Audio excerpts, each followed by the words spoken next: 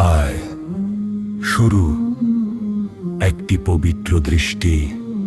রাশেদ ছিল এক সাধারণ কিন্তু দিনদার যুবক।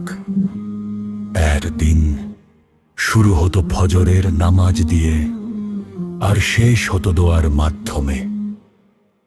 একদিন সে একটি ইসলামিক মাহফিলে গেল। সেখানে সে প্রথমবার দেখল আয়েশাকে পর্দার আড়ালে নিচু দৃষ্টিতে বসে আছে। কোনো কথা হয়নি, কিন্তু তার মনে অদ্ভুত এক প্রশান্তি নেমে এলো। সে বুঝল এটা কোনো খারাপ অনুভূতি না, বরং এটা একটা দায়িত্বের শুরু হতে পারে। সত্যি নিজেকে থামিয়ে রাখা। হায়া রাশেদ চাইলে সহজেই আয়েশার সাথে যোগাযোগ করতে পারত, কিন্তু সে জানত হারাম সম্পর্ক কখনো বরকত আনে না। তাই সে নিজের নফসকে বলল, যদি সত্যি ভালোবাসি তাহলে আল্লাহর পথেই যাব। অন্যদিকে আয়েশাও মাঝে মাঝে সেই ছেলেটাকে মনে করত, কিন্তু সে নিজেকে বলতো, যদি সে আমার জন্য হয় আল্লাহ নিজেই ব্যবস্থা করবেন। তাই এতে হালাল পথে পদক্ষেপ। কয়েকদিন ইস্তিখারা করার পর রাশেদ তার মাকে বলল, আমি একটা মেয়েকে পছন্দ করি, কিন্তু আমি কোনো হারাম পথে যেতে চাই না।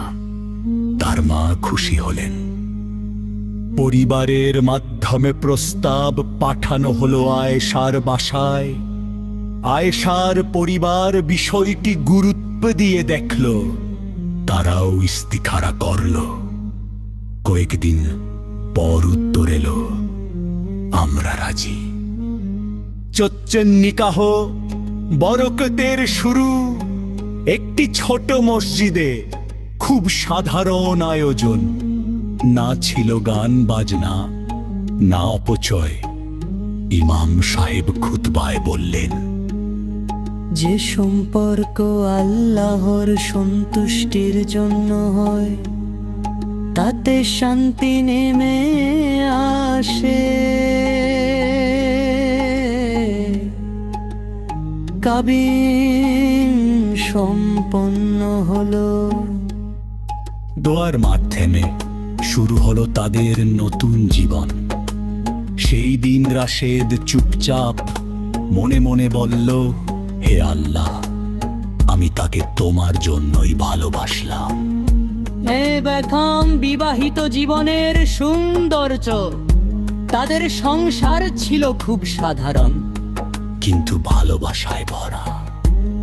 এক ফজরের নামাজ একসাথে, নিট কোরআন তিলাওয়াত একসাথে, লের দোয়া একসাথে।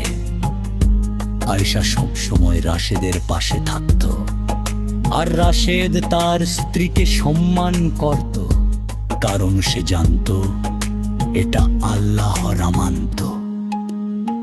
কঠিন পরীক্ষা। একদিন হঠাৎ রাশেদের ব্যবসায় বড় ক্ষতি হলো। টাকা নেই, চিন্তা বাড়ছে। রাশেদ ভেঙে পড়ল। কিন্তু আয়েশা তার হাত ধরে বলল, আমরা কি আল্লাহকে ভুলে গেছি? সেই রাতে তারা একসাথে তাহাজ্জুদে দাঁড়ালো, কান্না